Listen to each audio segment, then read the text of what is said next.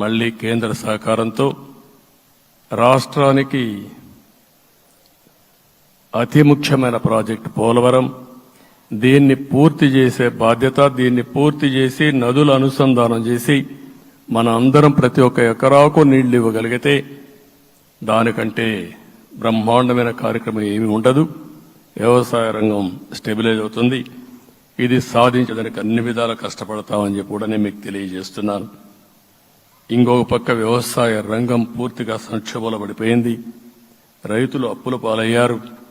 5 ఏళ్లలో 9 సార్లు కరెంటు ఛార్జీలు పెంచారు. ఈ విధంగా ఇవన్నీ కూడా ఇంకొక పక్క మీరు చూస్తే అమరావతి 10 సంవత్సరాల తర్వాత మన రాజధాని ఏదంటే చెప్పుకోలేని పరిస్థితి. ఇప్పటికి కూడా మనకు గుర్తొచ్చేది ప్రజావేదిక విధ్వంసం. అలాంటి దుర్మార్గమైన కార్యక్రమాలు జరిగాయి. ఇవన్నీ కూడా గుర్తు చేసుకుంటూనే కక్షపూరిత రాజకీయాలు కాకుండా కన్స్ట్రక్టివ్ పాలిటిక్స్ కి మనం ముందుకు పోవాల్సిన అవసరం ఉంది. అందుకే ఈరోజు నేను ఒకటే మీ అందరికీ హామీ ఇస్తున్న, మీ ద్వారా ప్రజలందరికీ, మనది ప్రజాప్రభుత్వం. ఇకపైన మన ప్రభుత్వంలో ప్రజావేదికల కూల్చివేతలుండవు. 3 రాజధానులంటూ రాష్ట్ర భవిష్యత్తు ఆటలాడే పరిస్థితి ఉండదు. మన రాజధాని అమరావతి, అమరావతి రాజధాని. విశాఖపట్నం ఆర్థిక రాజధానిగా, ఒక ప్రత్యేకమైన సిటీగా, ఆధునికమైన నగరంగా తయారు చేసుకుందాం. దాన్ని ఎప్పుడు కూడా నేను కంబైన్డ్ ఆంధ్రప్రదేశ్ కూడా గుర్తుపెట్టుకున్నాను. విశాఖపట్నం అటు జనసేనకు, తెలుగుదేశానికి, బీజేపీకి ముగ్గురు కూడా చాలా ముఖ్యమైన నగరం ఇది. ఎందుకు నేను ఈ మాట అంటున్నానంటే, లాస్ట్ ఎలక్షన్లో 2014లో హరిబాబు అక్కడ ఎంపీగా గెలిచారు. తర్వాత విడిపోయిన తర్వాత 2014లో మళ్లీ మనం పోటీ చేసినప్పుడు చేశాం. 2019లో 4 అసెంబ్లీ సీట్లు గెలిపించిన ఏకైక నగరం విశాఖపట్నం తెలుగుదేశం పార్టీకి.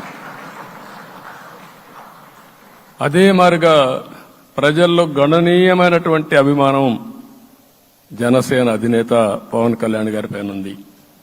ఈ 3 కలిపి నిన్న ఒక సునామీ మారిగా వచ్చింది. అక్కడ ఒక్కొక్క సీట్లో మీరు చూస్తే 90,000, 90,000, 70,000, 80,000 మెజారిటీ గెలిపించారంటే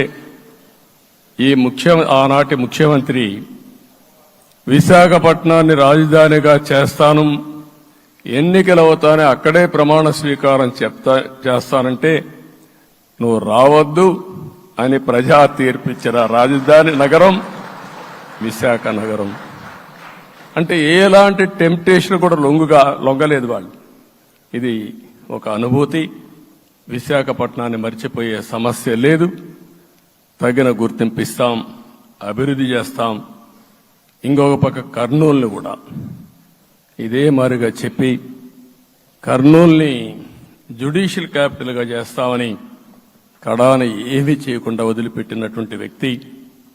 ఈరోజు మీరు ఒక్కసారి గుర్తుపెట్టుకోవాల్సింది, నేను చాలా ఎన్నికలు చూశాను కానీ రాయలసీమలో 1 సైడ్ ఎన్నికలు జరిగాయి. బ్రహ్మాండంగా ఓట్లేశారు. ఓట్లేయడమే కాదు, ఊహించినటువంటి మెజార్టీస్ ఇచ్చారు. ఇది నేను కొంచెం భయపడ్డాను బిగినింగ్లో, కానీ ఊపు చూసిన తర్వాత మాత్రం అనిపించింది అందరూ ఎక్స్పెక్ట్ చేశారు రాయలసీమలో కొంచెం ఇబ్బంది ఉంటుందని. అలాంటి రాయలసీమ తిరుగుబాటు చేసే పరిస్థితికి వచ్చింది. దానికి కూడా మనందరి మీద బాధ్యత ఉంది. కర్నూలుని అన్ని విధాలా అభివృద్ధి చేసే బాధ్యత Telugu Desam party, Janasena, BJP, NDA కూటమి తీసుకుంటామని కూడా హామీ ఇస్తున్నాను. ఈ 3 సిటీలే కాకుండా మొత్తం అన్ని జిల్లాల్ని సమభావంతో ఆలోచించి మనం ముందుకెళ్దాం. ఇంకొక పక్క మనలో ఏ కోశాన కూడా అహంకారం ఉండకూడదు, అరాచకం అనేది ఎక్కడా కనిపించకూడదు. ఈ రాష్ట్రంలో అశాంతికి చోటు అనేది లేకుండా ముందుకు పోవాల్సిన అవసరం ఉంది. రాష్ట్ర ప్రజలందరికీ హామీ ఇస్తున్నా, సీఎం వస్తున్నాడంటే చెట్లు కొట్టేయడం, లేకపోతే రోడ్లు మూసేయడం, షాపులు బంద్ చేయడం, పరదాలు కట్టుకోవడం అవన్నీ ఉండవు. సీఎం కూడా ఒక మామూలు మనిషిగానే వస్తా, అందరితో కలిసి ఉంటాం. నేను సీఎంగా ఉన్నా మా మిత్రుడు పవన్ కళ్యాణ్ గారు ఏ హోదాలో ఉన్నది కూడా రేపు అనౌన్స్ చేసుకుంటాం. మేమందరం కూడా సామాన్యమైన వ్యక్తులుగానే వస్తాం మీ దగ్గరికి, మీలో ఒక వ్యక్తిగా ఉంటాం. మాకు హోదా సేవ కోసరం తప్ప పెత్తనం కోసరం కాదు. ఆ విషయం ప్రజలందరికీ